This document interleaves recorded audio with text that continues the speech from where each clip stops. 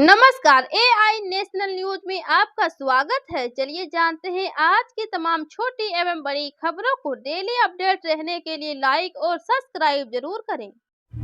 Paytm payments bank को मिली RBI से बड़ी राहत, 15 मार्च तक का मिला समय।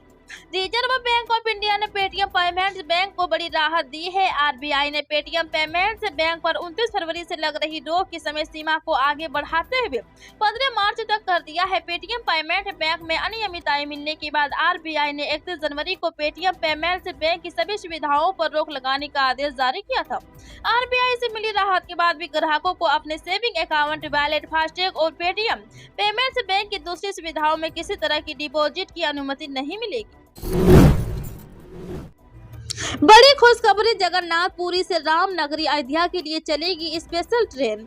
केंद्र रेल मंत्री अश्विनी वैष्णव ने बड़ी खुशखबरी दी है। भगवान जगन्नाथ के धाम पुरी से भगवान राम की जन्मस्थली अयोध्या तक ट्रेन चलाने की तैयारी है। उन्होंने इस ट्रेन सर्विस को शुरू करने की घोषणा गुरुवार को की। वैष्णव ने पुरी में सार्वजनिक समारोह में बोलते हुए ये ऐलान किया। उन्होंने कहा कि इस साल जुलाई या अगस्त के दौरान ट्रेन सेवा शुरू की जाएगी। मंत्री ने कहा कि पूरी जिले में पुरी से कोणार्क तक नई रेलवे लाइन को भी जल्द ही मंजूरी दी जाएगी। दिल्ली विधानसभा में फिर विश्वास मत लाए सीएम अरविंद केजरीवाल।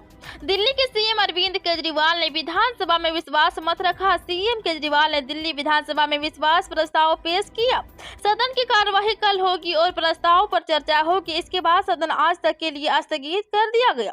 दिल्ली के मुख्यमंत्री अरविंद केजरीवाल ने कहा, हम देख सकते हैं कि पार्टियों को तोड़ा जा रहा है और झूठे मामले दर्ज करके अन्य राज्यों में सरकारें गिराई जा रही है। दिल्ली में वे शराब नीति मामले के बहाने एएपी नेताओं को गिरफ्तार करने का बहाना खोज रहे हैं। भाजपा राष्ट्र परिषद की बैठक पीएम मोदी के संबोधन के साथ होगा समापन। भाजपा की राष्ट्र परिषद की 2 दिवसीय बैठक शनिवार को यहां भारत मंडपम में शुरू होगी। इसमें देश भर से करीब 11,500 प्रतिनिधि हिस्सा लेंगे। भाजपा के वरिष्ठ नेता और पूर्व केंद्रीय मंत्री रविशंकर प्रसाद ने यहां पार्टी मुख्यालय में संवाददाता सम्मेलन को संबोधित करते हुए कहा कि प्रतिनिधियों में देश भर से पार्टी के पदाधिकारी, वर्तमान और पूर्व सांसद, विधायक और निर्वाचित महापौर में शामिल होंगे। उन्होंने कहा ये बैठक का एक व्यापक संगठनात्मक एजेंडा होगा। इंदौर में अब दिव्यांगों को सभी परिवहन बसों में मिलेगी 50% किराए में छूट। राज्य शासन ने दिव्यांगों को सभी बसों में किराए में 50% छूट देने का निर्णय लिया है। इसमें दिव्यांग यूडीआईडी दिखाकर छूट का लाभ ले सकेंगे। परिवहन आयुक्त ने सभी परिवहन अधिकारी को इसके निर्देश जारी किए हैं। राज्य शासन ने प्रदेश की सभी परिक्रम बस सेवाओं में दिव्यांग व्यक्तियों को 50% छूट देने का निर्देश दिए हैं। दिव्यांग व्यक्ति को यूडीआईडी कार्ड दिखाने पर ये छूट मिल जाएगी। परिवहन आयुक्त द्वारा प्रदेश के सभी क्षेत्र, अतिरिक्त क्षेत्र में जिला परिवहन अधिकारी को निर्देश दिए गए हैं। बीजेपी एमपी प्रज्ञा ठाकुर के गंभीर आरोप के बाद आकाशा एयरलाइंस ने मांगी माफी।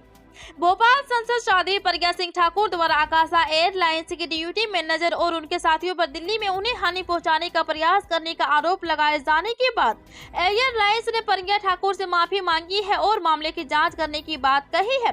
इसको लेकर आकाशा एयरलाइंस की ओर से आधिकारिक प्रेस रिलीज भी जारी की गई है। आकाशा एयरलाइंस ने कहा कि हमें माननीय संसद सदस्य सुश्री प्रज्ञा ठाकुर के डी बोर्डिंग अनुभव पर खेद है। छत्तीसगढ़ में रेल यात्रियों की फिर बढ़ेगी मुश्किलें। रेलवे ने इस रूट की 13 ट्रेनों को किया रद्द। छत्तीसगढ़ के रेल यात्रियों की मुश्किलें एक बार फिर बढ़ गई है। दरअसल दक्षिण पूर्व मध्य रेलवे के नागपुर मंडल के अंतर्गत गोदमा आमगांव सेक्शन में तीसरी लाइन की girder launching up down line पर डी लॉन्चिंग का काम 24 से 25 फरवरी व 6 व 7 मार्च को किया जाएगा। इस काम के चलते रेलवे प्रशासन ने 13 ट्रेनों को रद्द कर दिया है, जबकि गोंदिया बरौनी एक्सप्रेस 2 दिन परिवर्तित मार्ग से चलेगी। अब नहीं होगा सर्वर डाउनलोड की समस्या, अभ्यर्थियों को मिलेगी सुविधा।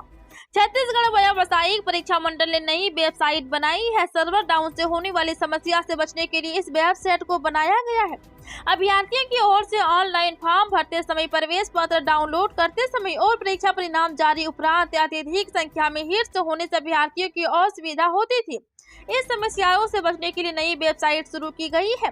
ये वर्तमान में व्यापम की पुरानी वेबसाइट पूर्व की भांति चलेगी। पहले की वेबसाइट में अत्यधिक हिट्स होने की वजह से अभ्यर्थियों की असुविधा से बचाने नई वेबसाइट भी शुरू की गई है। रक्षा मंत्रालय ने 29,000 करोड़ के सौदे को दी मंजूरी। रक्षा मंत्रालय ने भारतीय नौसेना के लिए 9 मेरीटाइम सर्विलांस एयरक्राफ्ट और भारतीय तट रक्षक बल के लिए 6 पेट्रोल एयरक्राफ्ट खरीदने के सौदे को मंजूरी दे दी है। इस सौदे के तहत 15 maritime petrol aircraft made in India project के तहत देश में ही बनाए जाएंगे। साथ ही C-295 ट्रांसपोर्ट एयरक्राफ्ट भी बनाए जाएंगे। ये सौदा कुल 29,000 करोड़ रुपए का होगा। बुधवार को रक्षा मंत्रालय ने कानपुर स्थित एक कंपनी से 17,052 करोड़ रुपए के सौदे का भी करार किया है।